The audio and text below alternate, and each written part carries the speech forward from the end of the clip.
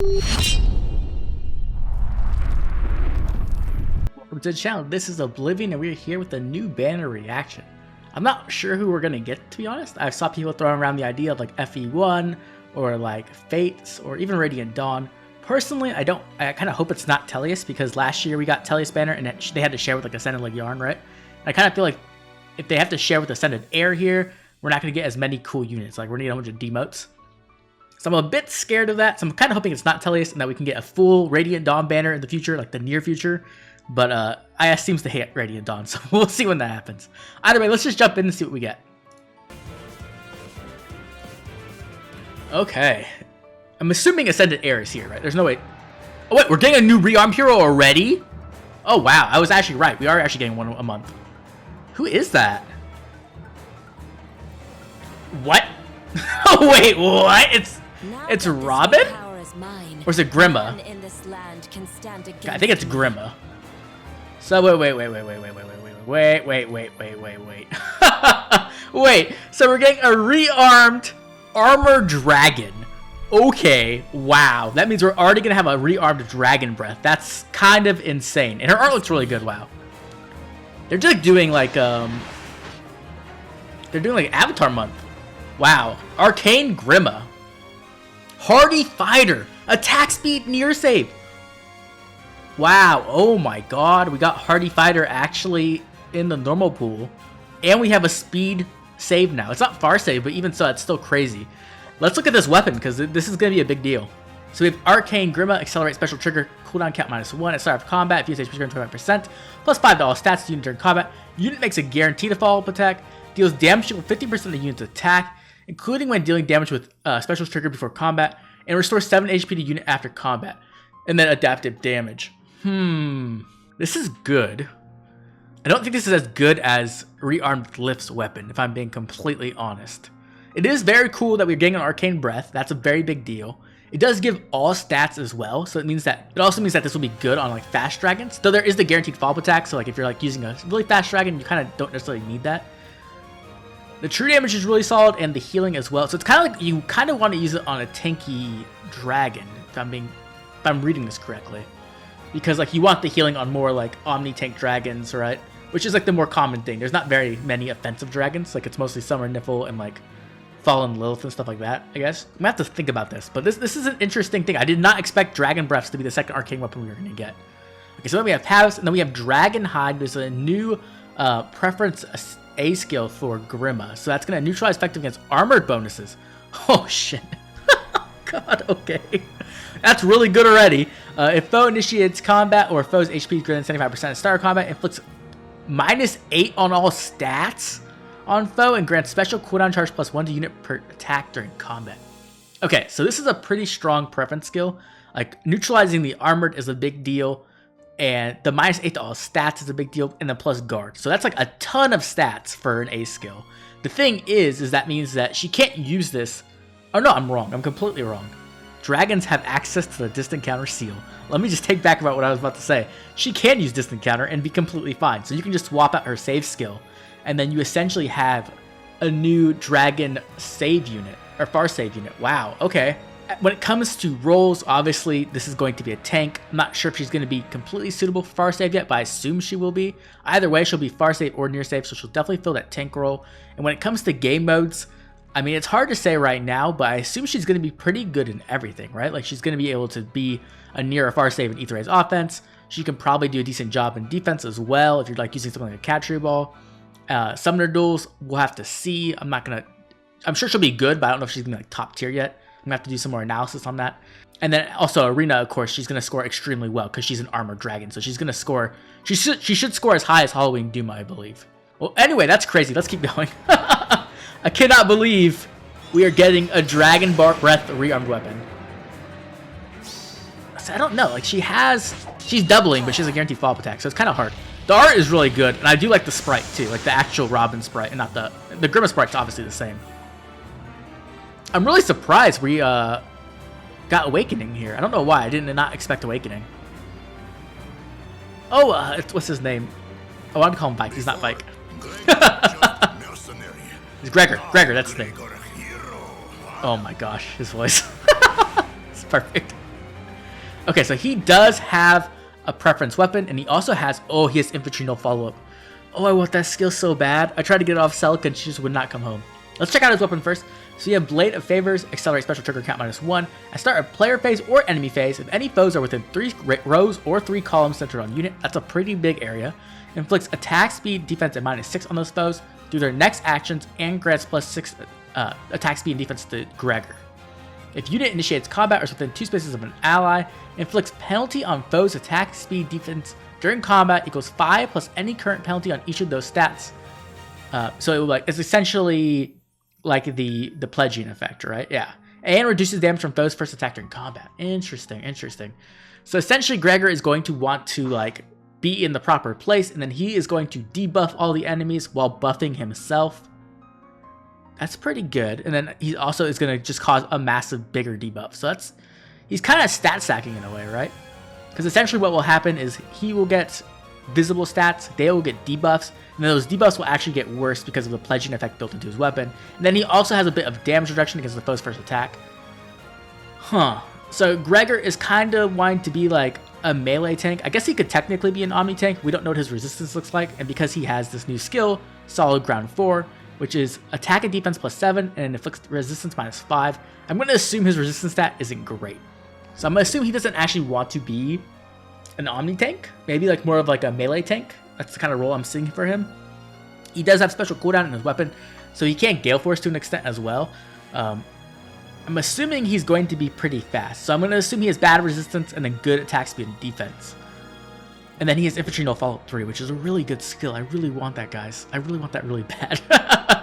I want to put it on like Brattle Catria, and maybe like Legendary Zura or something. I don't know. It's such a good skill. But yeah, I'm seeing Gregor like going to be good probably as a melee tank or maybe on a Gale Force team.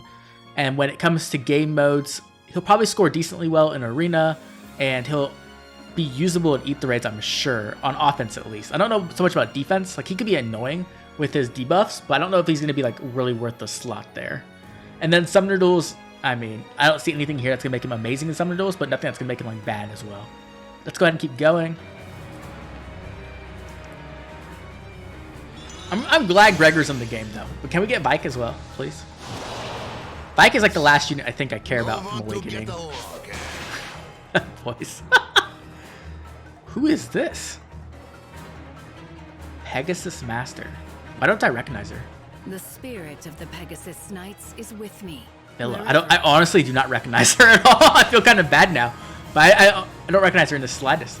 So we have Rain Lance, which is speed and defense -5 on foes within 2 spaces. Decent inheritable weapon. And then Pegasus Flight 3 as well. I mean, this is pretty much your standard demote Lance unit. I'm sure she can be used, but I really wouldn't recommend her in any particular game mode. Like, you can probably build her to make her decent, but I don't see her like excelling in anything. And when it comes to roles, I mean, she's a melee melee Pegasus flyer. Like, we have a million of them, so she can kind of do whatever, I guess, but like nothing exceptionally well. I mean, I'm glad for the fans of her, even though I literally cannot remember her from Awakening at all. So I guess that says something. And then here's Ascended Air, which we all expected. It'd be funny if they like swapped it and it wasn't Ascended Air. I would laugh pretty hard. But I mean, it's obviously Air. So we're getting an Ascended unit and a Rearmed hero per new hero banner, it seems like. I was actually right. Let's see what she has. I'm expecting a Preference A skill. No, I was wrong. She has Mystic Boost 4. Okay, wow. So we have Ymir Ever Living. We've seen this weapon before if you've paid attention to the Tempest Trial. Its special cooldown kept -1. If air initiates combat or its foe's range equals 2, she gets +5 to all stats during combat, and she gets a bonus to her attack during combat equal 40% of the current HP of the ally with the second lowest HP at the start of combat. So this is like a bit confusing, but essentially she can get up to 20 attack. That's right, she can get 20 attack, and when you add the base 5, that's 25 attack just from her weapon, which means this air is going to hit really hard. She also has the offensive half of NFU, and she also has a built-in miracle. Now, this miracle is a bit different. It's if the unit's HP is greater than 25%, and foe will reduce it. So this is not the same as Selif's miracle, where it's at the beginning of combat. So it's more of like a dynamic HP check, right? It's like Ymir, the unit herself, right? So this is very, very good, right? Like, this heir seems horrifying. She's going to be amazing on Ether Raid's defense because she's going to be able to just run down, smack you extremely hard, and then you're not going to be able to counterattack kill her because of her miracle most times, unless like maybe you bolt tower her, and she's going to hit you again and do a lot of damage. So like, this is kind of like a ranged Brave Stealth in my opinion. Not quite as good. 20 attack is a lot of attack, don't get me wrong, but 40% true damage is definitely better. And also, Brave Stealth's miracle is also much better. But they do have similar ranges, right? Because we have Seliph with 4 movement, and then we have Air with 3 movement, but then she has 2 range on her weapons. So they're typically the same range there. We have Draconic Aura, which makes sense. She's going to have a ton of attack. Attack Speed, Catch 4, pretty stereotypical skill there. But then we have Mystic Boost 4, and this is what I'm really interested in. Inflicts attack -5 on foe during combat. Disables foe's skills that calculate damage using the lower foe's defense and resistance, and calculates damage from staff like other weapons. If foe uses staff, neutralizes effects that prevents units counterattacks during combat, restores 10 HP to unit after combat. Okay, so what we have here essentially is it's going to inflict attack -5, and then it also has a bit of NCD in it, no counter disrupt, but only if the unit is using a staff, if I'm reading this correct. Yes, and then it restores 10 HP after combat instead of 6. You're going to heal for 4 more HP, so 10 HP instead of 6, and then you also get a part of no counter disrupt. I think this is pretty solid. I'm not sure who would use it though. The first person I thought of was Brave Seliph, because he does have that miracle build where he can essentially run Mystic Boost in his B slot and in his seal, and it would heal him for 12 HP after combat, which would essentially keep him in miracle range all the time. I wonder if you can run just this now. Healing 10 HP, so you'd go down to 1 and you'd heal back to 11. So as long as you have, what, 44 HP or less, this would keep the Immortal build working. So if you actually have a highly merged Brave Seliph, this wouldn't work. But if you have a lower merged Brave Seliph, you could just run Mystic Boost 4, and he will actually be able to stay immortal, which is pretty powerful. It's really annoying to deal with, if I'm being completely honest. And then she also has Sparkling Boost. Okay. So she does have her preference skill. Interesting. Honestly, Sparkling Boost is not what it used to be. Sparkling Boost 2 is amazing, don't get me wrong. But base Sparkling Boost is just kind of okay. You're probably going to take this off and either put like a Smoke skill or like maybe a Rouse skill even. Something to give her more power or to give her like better support. Overall, this unit's going to be really strong. Like, I expect to see her a lot. I expect her to be very annoying on Ether Raid's defense. When it comes to Ether Raid's offense, I guess you could try to do like a hit and run strategy with like maybe Disarm Trap instead of Mystic Boost there. That could work to an extent. Arena, probably not, right? She doesn't probably score well enough for Arena.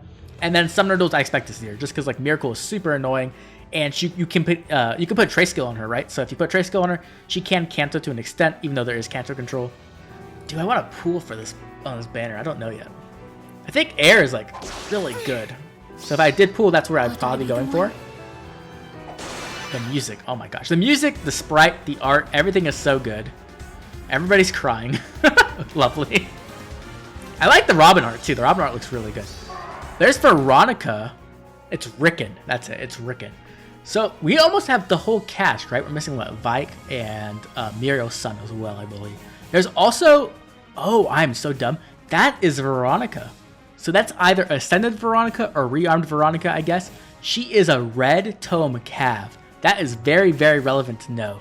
Because mage calves are really scary. So if she has some powerful skills, like a powerful preference weapon, or even like a preference skill possibly, we might be looking at a meta unit for the end of this year, which I'm very excited for, because Veronica's art is phenomenal. It's some of my favorite art I've seen this year. So I'm very much more excited for that, I think, than even this banner. Even though we probably won't get a chance to like summon her for quite a while. We should get a chance to see her weapon though in the chapter. Oh my gosh, I didn't even think about this. So as a rearmed hero, Robin can have far save and near save, because she comes with near save. You give her far save, and then you give her like hardy. She has hardy fighter. Holy shit, I didn't think about this. Wow, okay. Robin just like skyrocketed in value. I'm so dumb. Wow, so you're going to be able to give hardy fighter and or a save skill, I guess, to tanks now. Like, this is such good fodder. This is amazing. This is incredible fodder. Like, this is probably just some of the best value you're going to get out of a unit. So with her inheritance, you can get like hardy fighter 3 and 1 near save 1, which isn't the best, if I'm being honest. I really wish they would increase the amount of fodder you could get. It's completely ridiculous to me that you just can't inherit everything. Like, you're spending so many orbs on these premium units. Like, you should just be able to inherit everything. So typically what you're going to get here is you're going to get the Arcane weapon, and then you'll either get Hardy Fighter or Near Save. But if you do put Far Save on her, you could get the weapon and Far Save, which is also very good fodder. So like, this is going to be a very premium unit when it comes to like handing down fodder and skills, which is really good. Air is going to be a very powerful unit. I expect her to be like one of the premier nukes in the game now. Like, I expect her to just be very annoying to deal with, and like, she's going to be very problematic for a lot of save units. The only thing I can see that's kind of holding her back is that she will struggle to get like lethality off, right? She does have the special cooldown on her weapon, but she doesn't have like times pulse in her C slot or anything like that. So she's going to be reliant on like Duocrom or like Asker or somebody else to like get her cooldown low enough where she can actually get that lethality off on the second hit, right? But she can run lethality, which is a big deal. Also, Draconic Origin is going to hit really hard because she has a massive, like, her base attack, no matter what it is, she's going to be able to get plus 25, and that's just kind of stupid. Like, there really aren't any units in the game who get plus 25 attack from their weapon. So when it comes to pooling, I would say if these are like your favorite units, if you have a dragon who can really take advantage of that rearmed weapon, or if you just want to get really valuable fodder, like you want Hardy Fighter or like a Far Save or something like that, then this banner is very good to pool on, I'll have to admit. And then also Air herself, I expect to be a somewhat meta unit. I don't know if she's going to be dominant, like let's say Brave Seliph or something like that, but I do expect her to put in like some major impacts into the meta, especially on Aether defense and possibly Summoner Duels as well. Well, either way, I'd love to hear from you now. What do you think of these units? Are these some of your favorite Awakening characters? Are you happy with who showed up on the banner? Or would you have liked to seen other Awakening characters like maybe Vike or like Muriel's Sun or something like that? And are you going to be pooling? Are you going to be pooling for Grima and trying to get that rearmed Dragon Breath? Or are you going to be trying to pool for Ascended Air and get that crazy damage output on that ranged Cav? Make sure to drop a comment down below letting me know. If you enjoyed the video, please drop a like and subscribe. It will help to make sure that you don't miss any of my videos right when they drop, so you don't miss any Fate updates, showcase, or tier list. I'll catch you all later with more Fire Emblem Heroes.